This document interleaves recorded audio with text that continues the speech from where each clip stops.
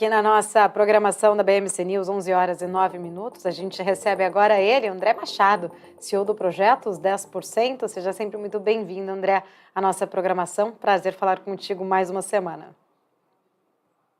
Igualmente, Paula, um prazer estar aqui mais uma vez e bater esse papo aí com você e com a sua audiência tão qualificada aí no mercado. Obrigada. O André, primeiro lugar, né? Estou olhando aqui movimentação de Petrobras no positivo. Mercado comprou aí o discurso de Magda Chambriard? Bom, não só o mercado comprou, mas também o petróleo. O Brent está subindo agora a 1,58. Então é uma combinação de dois fatores, né? É difícil saber o que está dando mais peso agora para as ações da Petrobras, se é o discurso dela ou se é a alta lá fora. Mas eu estava acompanhando agora a Ariane e, além de ser super inteligente, ela é uma dama, né? Então, ela falou da questão de governança que trouxe algumas... Qual foi o termo que ela usou? Algumas frustrações. Como eu sou o ogro, né? Eu vou falar no popular. O problema de governança trouxe corrupção, quase quebrou a empresa, entendeu? A empresa chegou a ser a empresa mais endividada do planeta, só não quebrou porque é uma estatal, né? Mas a gente viu as ações irem a R$4. Então, a gente sabe que, além da corrupção sistêmica que teve no governo petista, e qual é a garantia que não vai ter agora, né? Acho que a única garantia que a gente tem é que eu acredito que não passa de 2026. Então, acho que, diferentemente de 4 governos seguidos, um governo talvez não consiga fazer tanto estrago assim. O problema é a percepção que esse comentário gera. Só esse comentário, por si só, já era o suficiente, na minha opinião, para derrubar as ações, né? Mas o mercado meio que se apegou, talvez, ao lado meio cheio do copo, de achar que ela vai respeitar os acionistas privados, além do público, vai ter conversa, vai tentar chegar num consenso, que a política de dividendos, né, se deu lucro, tem dividendos, etc. Mas o próprio histórico dela e do PT e os próprios discursos recentes do Lula falam muito dos investimentos em áreas que não são áreas estratégicas para a Petrobras. Podem até ser, e são, acredito que sejam, áreas estratégicas para o governo, né? Nós temos mais refinarias, etc.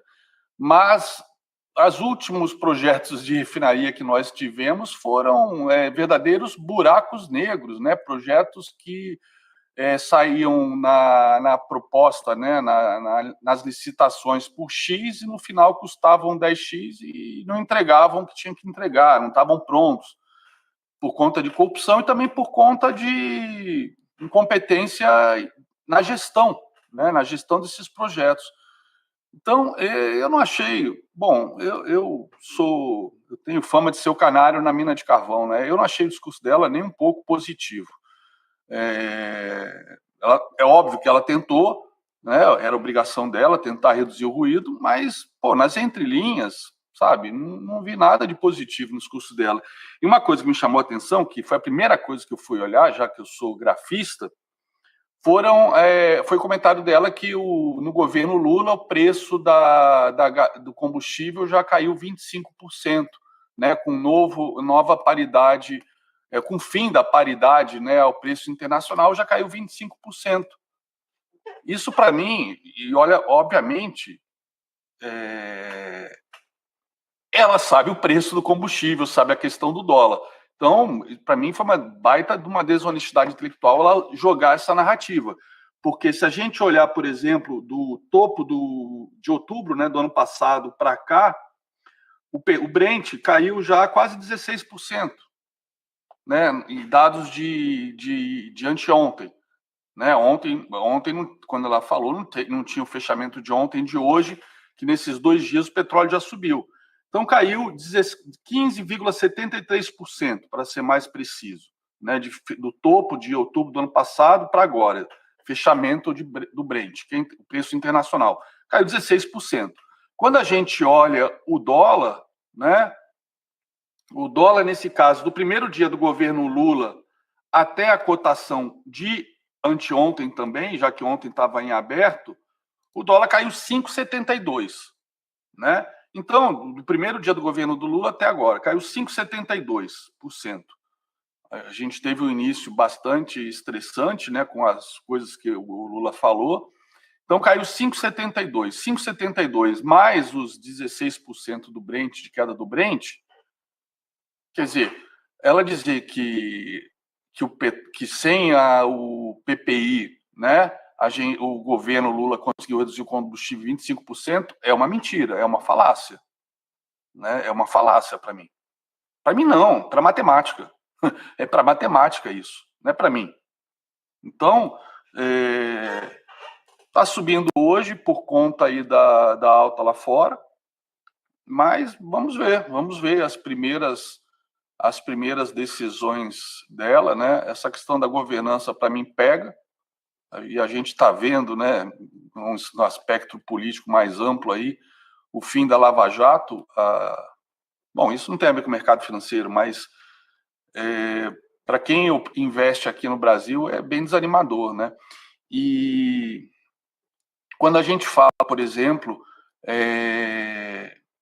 da questão mais macro, né, de dívida pública, etc., e da sanha arrecadatória deste governo, a gente teve saiu os resultados do Tesouro aí para arrecadação agora de abril, e a gente teve o quinto pior resultado na série histórica, que começou em 97, né, a série histórica dos meses de abril. Quinto pior resultado da série histórica, 11,1 bilhões de reais de arrecadação. Se for tirar os meses que teve déficit, foi só um mês, então tivemos o quarto pior resultado histórico de 97 para cá, né, de arrecadação.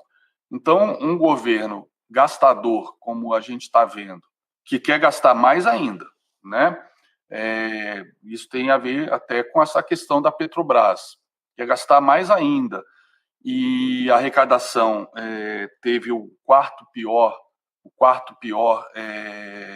resultado, né, dentre os meses com superávit em abril de 97 para cá, o quinto pior no geral. É preocupante, né? Como que o governo vai continuar arrecadando para tentar atingir as metas de déficit para os próximos anos, né? E isso acaba ficando, inevitavelmente, refletido em IPCA. A gente sabe que gastos, né? Gastos, não importa o discurso que gastos não são gastos, são investimentos, não importa a ideologia de esquerda com relação a como enxerga a economia, como enxerga os bancos centrais, como enxerga a mão do Estado, né, a maneira como eles tratam a economia dessa maneira tão heterodoxa que nunca deu certo em lugar nenhum, e não sei por que se insiste tanto nisso, vai continuar se gastando, vai continuar buscando receitas para se gastar mais, e a gente vê isso, apesar de estarmos, né, como no discurso do Haddad, numa taxa de inflação extremamente baixa, com juros reais realmente altos, né, quando a gente vê os juros agora, a taxa Selic versus a inflação, que agora com o IPCA 15 está dando 3,70 em 12 meses, né, porque o IPCA 15 só desloca o tempo, né, de dia 1º até o dia 30 ou do dia 16 até o dia 15, né? Então, não faz diferença, é só um deslocamento. É como se a gente tivesse 2 IPCAs sendo disponibilizados todos os meses. Então, o IPCA 15 é tão importante, apesar de muitas vezes não darem tanta atenção, mas ele é tão importante quanto o IPCA tradicional. E a gente vê que o IPCA saiu de 0,21, o IPCA 15, de 0,21 para 0,44. Ok, ficou abaixo do que o mercado esperava, 0,47 no consenso, né? Mas tinha agentes do mercado achando que podia vir 0,58, tinha agentes achando que podia vir 0,21 também, de novo. Então, ele saiu 0,44, um pouco abaixo, mas quando olha em relação ao mês passado, né, 0,21, né, veio o dobro, né? Quando pega anualizado, 3,70. Até agora está dando 2,12, né, 2,12%.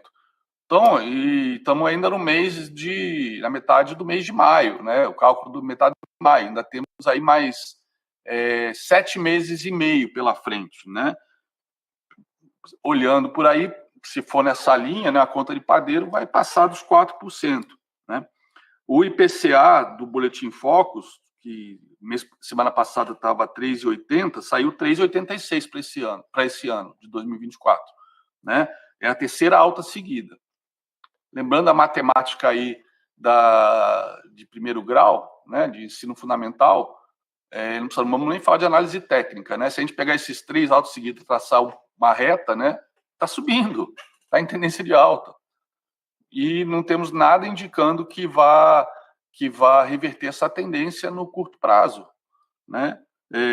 2025 também aumentou de 3,74 para 3,75, e 2026, que estava 46 semanas estável, né? 2026 saiu de 3,50 para 3,58. Então, a gente vê os discursos do Haddad, do Roberto Campos Neto, até do Galípolo, eles não estão batendo lé com cré, né? E fora os ruídos que são gerados, né, como o inatingível do Haddad semana passada, que não ele criticou tanto, ele e outros membros do PT criticaram tanto Roberto Campos Neto, né, nos discursos dele, de que ele estaria jogando contra o governo, mas eu acho que o inatingível do Haddad foi muito pior, né, do que qualquer coisa que Roberto Campos Neto pudesse ter dito. Então, o cenário continua ruim e a bolsa mostra isso, né? Os números da bolsa, né? O Ibov agora está 0,14, mas estava uma alta mais forte, né? Olhando tecnicamente, se fechasse agora o Ibov, né? Nesse momento é um padrão de baixa, né? De continuação da baixa, apesar da alta ontem que a gente não considera muito por conta aí do feriado americano, mas temos aí feriado pela frente, vamos ver. O mercado americano, conforme semana passada nós conversamos, na minha opinião, continua, né, está no nível de topo histórico, de recorde, mas em padrão de topo, ainda não saiu não rompeu aquele topo que eu mencionei aí na BMC semana passada, está no mesmo patamar, ou seja, passou uma semana, ele não consegue romper.